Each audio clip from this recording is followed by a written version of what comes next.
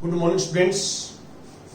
आज हम 10th class में जो संख्यांकिकी हमने जो चैप्टर शुरू किया था उसके एग्जाम्पल आपके साथ डिस्कस करते हैं।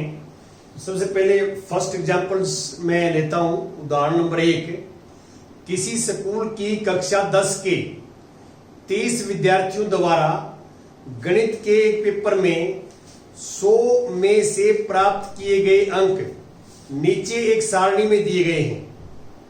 इन विद्यार्थियों द्वारा प्राप्त अंकों का माध्य ज्ञात कीजिए। देखिए, आपको एक सारणी दी हुई है और सारणी का जो फर्स्ट रो है उसमें प्राप्तांक लिखा हुआ है, जिसको xi लिखा हुआ है। xi आप ध्यान से देखिए, xi प्राप्तांक, और विद्यार्थियों की संख्या जो है जिसको बारंबारता कहते हैं वो fi लिखा हुआ है। fi ये हमारे पास डेटा है जो आप देख रहे हैं, और इस डेटा का हमने जो है वो निकालना है कि माध्य निकालना है। क्या निकालना है? माध्य निकालना है। तो सबसे पहले तो मैंने आपको ये बताया था कि हम जो है सबसे पहले ये देखते हैं कि हमारे को जो आंकड़े दिए हुए हैं वो किस टाइप का है आंकड़ा। तो यहां पे जो आंकड़ा हमारे को दिया हुआ है वो अवर्गीकृत बारंबारता सारणी या अवर्गीकृत जो है बारंबारता आंकड़े दिए हुए हैं। और अब आपको मैंने चार्ट में बताया था कि अवर्गीकृत बारंबारता सारणी में यदि हम माध्य निकालते हैं तो कौन सा फॉर्मूला अप्लाई करते हैं।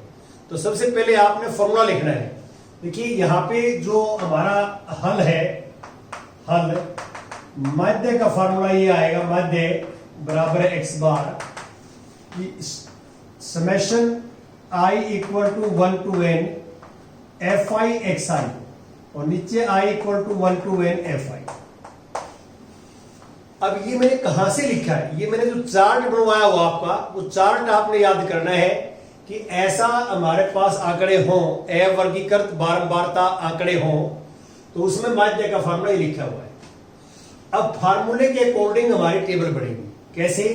आप ध्यान दें एक बार कि हम ऐसे लिखेंगे इसको, टेबल्स को।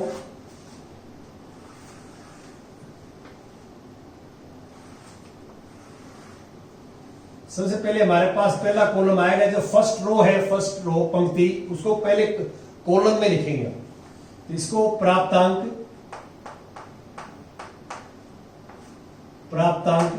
जिसको आप कहते हैं xi, और यहां विद्यार्थियों की संख्या,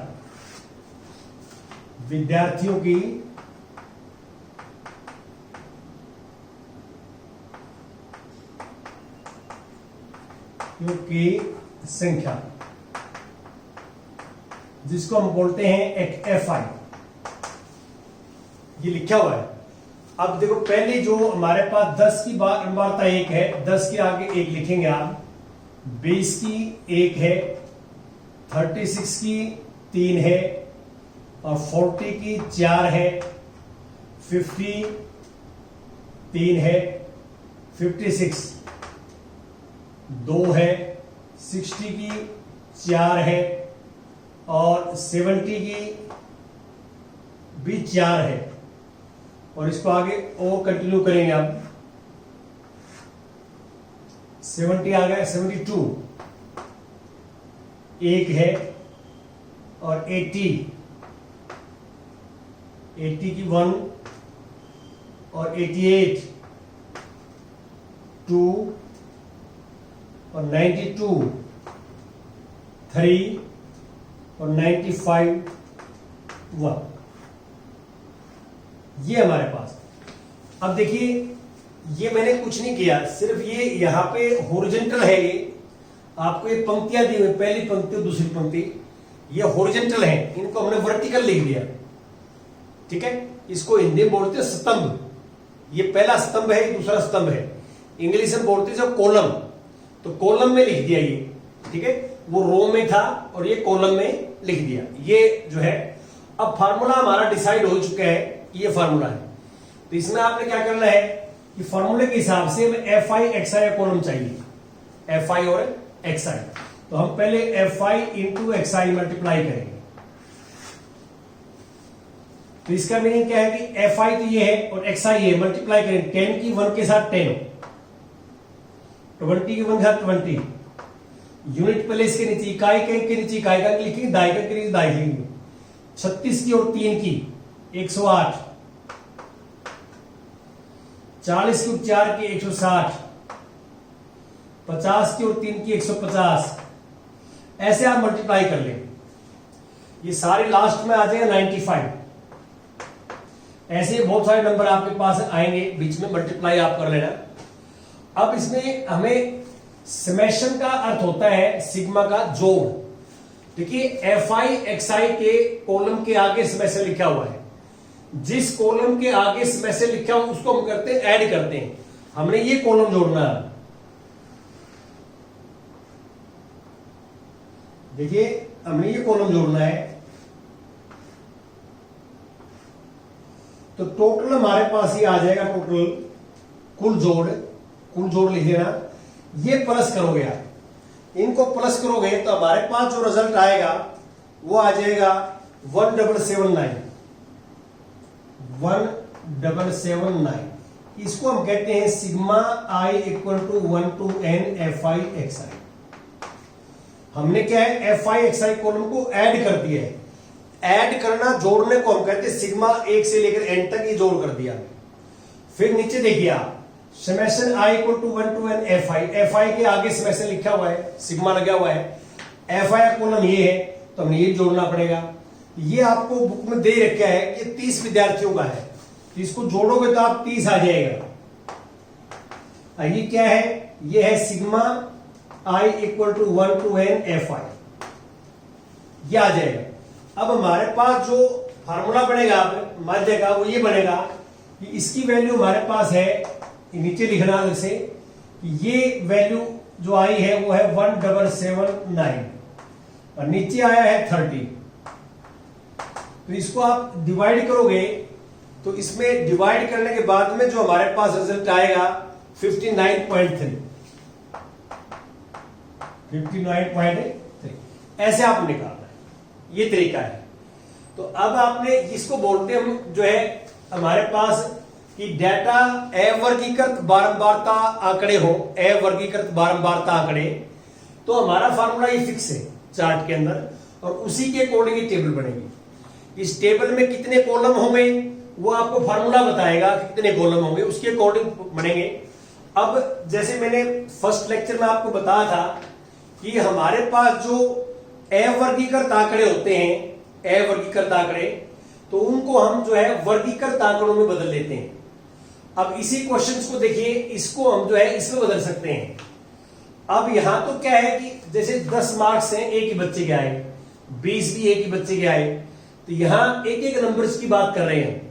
लेकिन यहां पे क्या है, वर्ग अंतराल जो है ये प्राप्तांक की है, प्राप्तांक की है, ये प्राप्तांक जिसको, अब ये एक नंबर नहीं है यहाँ पे, 10 से लेके 25 तक।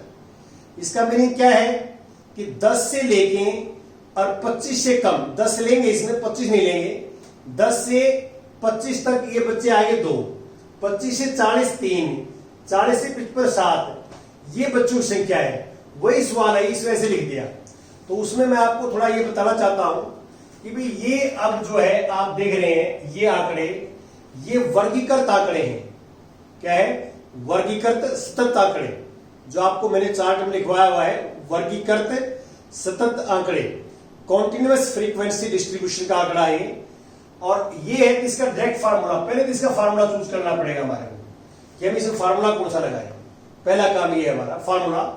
तो फार्मूला सपोज करता हूं कि इसके अंदर फार्मूला आपको दे रखे हैं, तो फार्मूला वही दे रखे है आपको, फर्स्ट फार्मूला तो वही दे रखे है। कि हम ये लगा सकते हैं कि माध्य equal to X bar equal to sigma I equal to 1 to n F I X I upon sigma I equal to 1 to n F आई।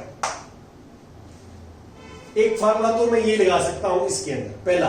तो इसके अकॉर्डिंग यदि हम जो है टेबल बनाए, यहाँ पे टेबल थोड़ा ध्यान देंगे आप, ये मान लो मैं टेबल स्टार्ट करता है ऐसे,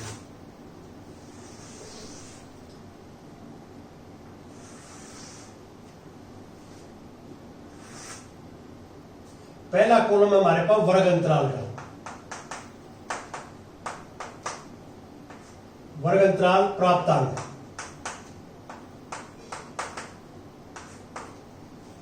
विद्यार्थियों की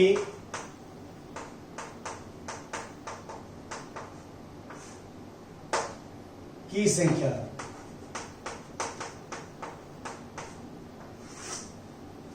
अब देखिए वर्ग अंतराल हमारे पास ये है कि 10 से 25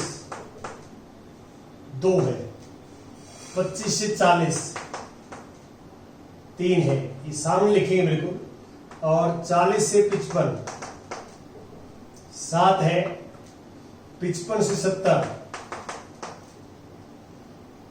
6 है, और 70 से 85 6 है, और 85 से 100 6। ये मैंने हॉरिजॉन्टल लिखे हुए थे, पंक्तियां थी, इनको हमने स्तंभ जिसको बोलते हैं हम, कॉलम बोलते हैं, कॉलम में कन्वर्ट कर दिया। यहां तक मैंने कुछ नहीं किया, सिर्फ ये जो है हॉरिजॉन्टल लिखे हुए थे वर्टिकल लिख दिया बस, और कोई चेंज नहीं। अब मान लो इसके फार्मूले के हिसाब चलता हूं मैं।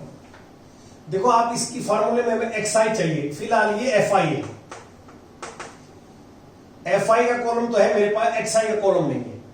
जब भी आपको ये वर्ग अंतराल दे रखे हो, वर्ग अंतराल, तो उसमें फिर एक्स आई का कॉलम होता है मिड जो है वर्ग चिन्ह, वर्ग चिन्ह बोलते हैं इनको हम। और वर्ग चिन्ह जो है हम जो निकालते हैं वो ऐसे करते हैं, वर्ग चिन्ह जिसको हम एक्स आई कहते हैं। इसको वैसे मिड पॉइंट बोलते हैं, बीच की वैल्यू, मध्य बिंदु, मध्य बिंदु बोलते हैं इसको। ये वर्ग अंतराल है, इसका हमने मध्य बिंदु लेना है। 10 से 25 के बीच में क्या आएगा, ये मध्य बिंदु लेना है। देखिए इन दोनों को जोड़ के 2 से भाग देना होता है, तो दोनों को 10 को और 25 को जोड़ेंगे तो 35 आएगा, और 10 से भाग देंगे जो है 2 से भाग देंगे तो 17.5। इसको जोड़ोगे तो 55 आएगा, 28.5। ऐसे मध्य बिंदु कैसे निकालते हैं, मैं दोबारा रिपीट कर देता हूं। ये वर्ग अंतराल है हमारे पास, ये वर्ग की निम्न सीमा होती है और ये वर्ग की ऊपरी सीमा होती है। ऊपरी सीमा दोनों को जोड़ के 2 से भाग देना होता है, ठीक है। अब इसमें आगे आप करोगे तो हमारे पास ये आ जाएगा कि 32.5 आ जाएगा, और इसमें 28.5, इसमें 65 था, 32.5 आया, सॉरी 55 नहीं आएगा, 32.5 आएगा।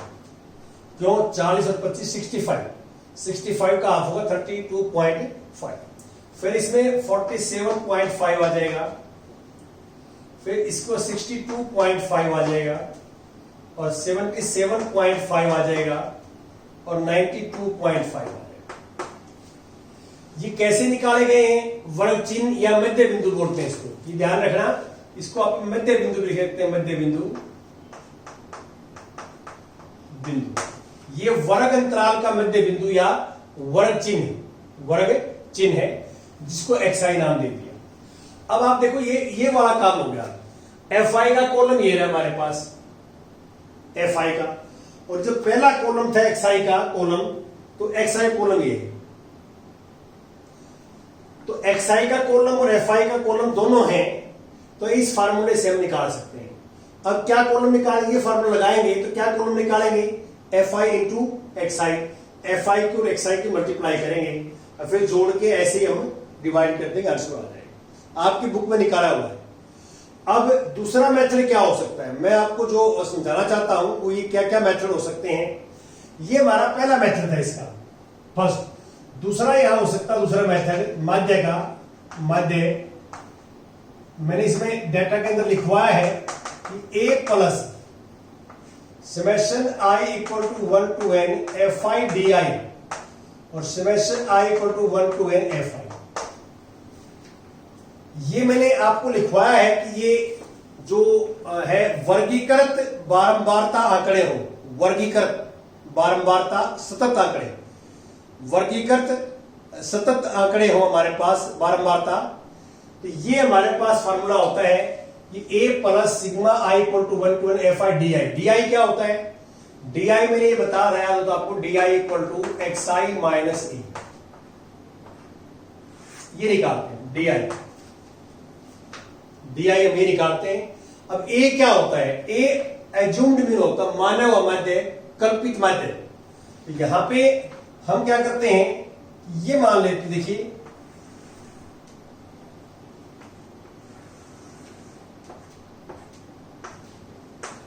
तो इसको हल करने के लिए फार्मूला भी डिसाइड हो गया। अब सबसे पहले ये आया तो हम यहां लेते हैं, मान लो ए बराबर है, जो हमारे पास जो वर्ग चिन्ह होते हैं या मध्य बिंदु, इनमें से ए मानते हैं हम ए इसको भी मान सकते हैं, ए इसको भी मान सकते हैं, किसी को भी एक ए मान लीजिए आप।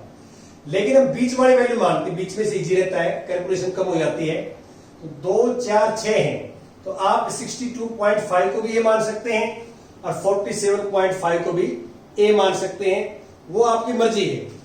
आप 47.5 इसको भी ए मान सकते हैं आप, और इसको भी सर, इनमें से किसी को भी मान सकते हैं आप। जो xi की वैल्यू होती है xi की, उनमें से किसी को भी आप ए मान सकते हैं, कोई दिक्कत नहीं है किसी को भी।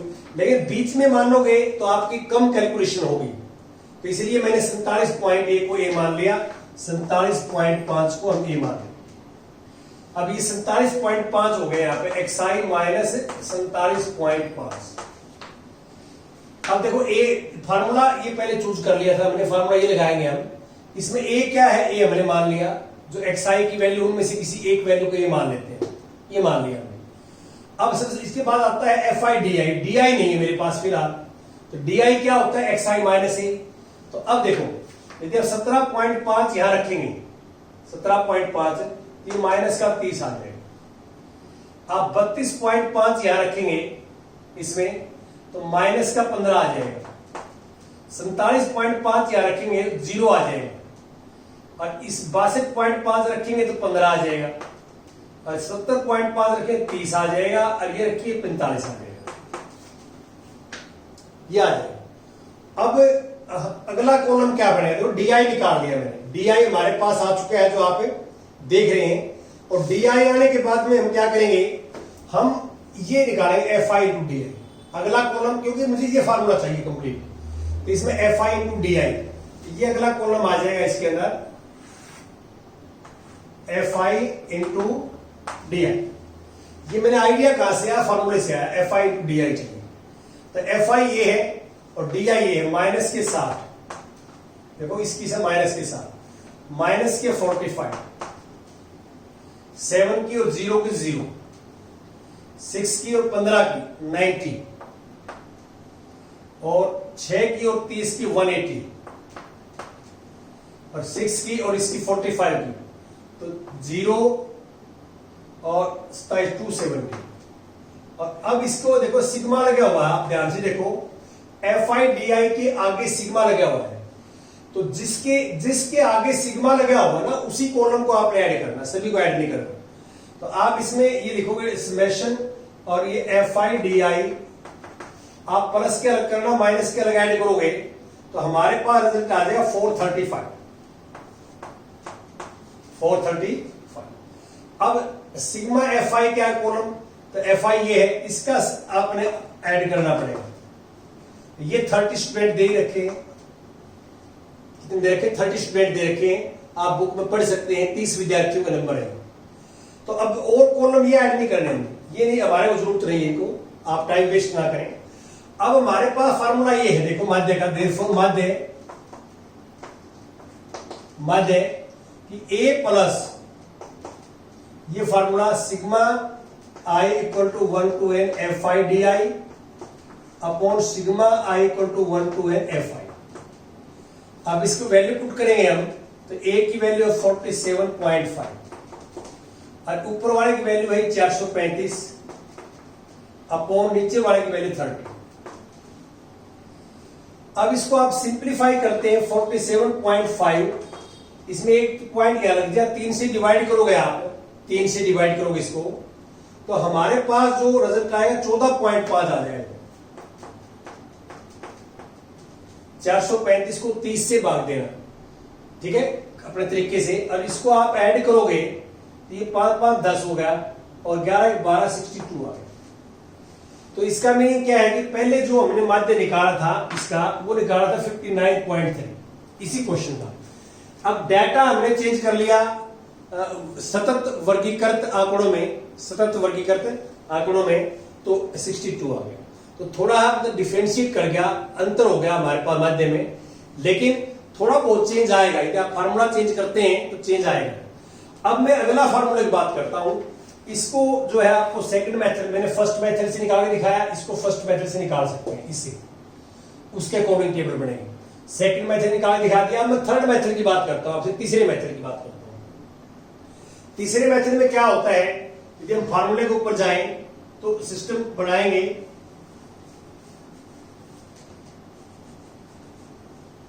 तो यहां तक आपको सेम करना है।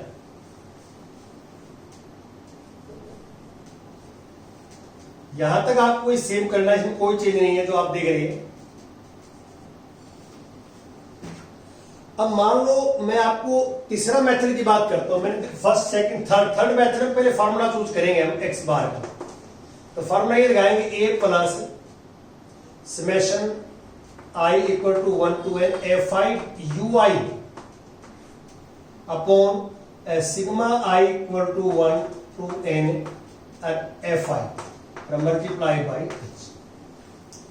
सबसे इजी फार्मूला ये होता है, यदि सतत जो है वर्गीकृत आंकड़ा हो, सतत वर्गीकृत आंकड़ा, सबसे कम टाइम इसमें लगेगा आपका। इसलिए आपको मैं सिर्फ ये बताना चाहता हूं यहाँ पे कि फार्मूला कौन सा लगाइए, सारे आपको आंसर देंगे, ठीक है वो, लेकिन ये सबसे इजी पड़ता है।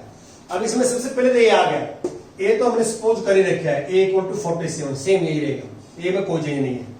अब ui का फार्मूला आपको ये बताया था, आपको ui का xi माइनस ए अपॉन एच।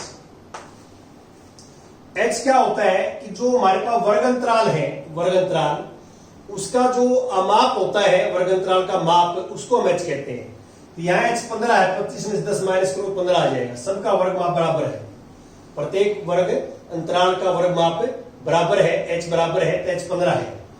तो अब इसको आप लोग वैल्यू लिखें तो बड़े xi की वैल्यू तो ये लेंगे हम, xi की वैल्यू, a को हम लेंगे, a को लेंगे 47.5। तो मैं यहां ui लिखता हूं, देखो ui आप ऐसे लिखेंगे, ui equal to xi minus A 47.5 और 15, ये यहां लिख सकते हैं आप। अब आप सबसे पहले xi की वैल्यू लिखो 15.5, तो 17.5 यहां लिखोगे तो माइनस के 30 आएगा ऊपर, माइनस के 30 बाई 2 माइनस के 2 आ जाएगा। 32.5 यहां लिखोगे तो माइनस के 15 आएगा ऊपर, प्लस के 15 से डिवाइड करोगे तो -1, ये पुट करो 0 आ जाएगा, ये पुट करें तो 1 आ जाएगा, 2 आ जाएगा, 3 आ जाएगा। ये कैलकुलेशन किए वैसे नहीं लिखना आपने। आप देखो 92.5 लिखिए यहाँ पे, इसकी जगह xi की जगह 92.5, 92.5 में से 47.5 माइनस करोगे तो 45 आएगा, करके देख लेना आप।